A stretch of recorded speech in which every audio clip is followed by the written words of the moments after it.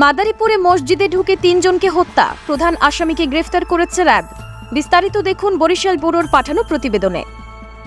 মাদারীপুরের মসজিদে ঢুকে ২ সহোদর এবং এক প্রতিবেশীকে নৃশংসভাবে হত্যার ঘটনায় প্রধান আসামি মোহাম্মদ হোসেন সরদারকে গ্রেফতার করেছে র্যাপিড অ্যাকশন ব্যাটালিয়ন র্যাব।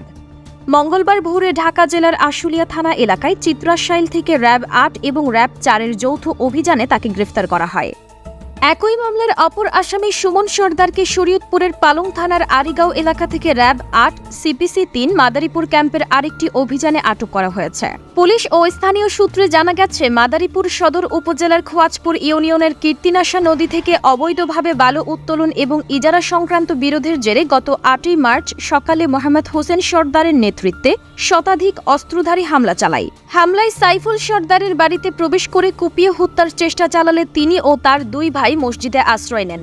হামলাকারীরা মসজিদে ঢুকে এলোপাথারি কুপিয়ে সাইফুল সর্দার ও তার ভাই আতাউর সর্দারকে হত্যা করে এবং কয়েকজনকে গুরুতর আহত করে। পরে আহতদের মাদারীপুর সদর হাসপাতালে নেওয়া হলে চিকিৎসক সাইফুল ও আতাউরকে মৃত ঘোষণা করেছেন।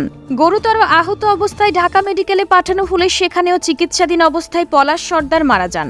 হামলার সময় হামলাকারীরা ৪টি বাড়িতে অগ্নিসংযোগ এবং লুটপাট করে। এই ঘটনায় মাদারীপুর সদর থানায় একটি হত্যা মামলা দায়ের হয়, যার নম্বর ১৪, তারিখ ৮ই মার্চ ২০২৫।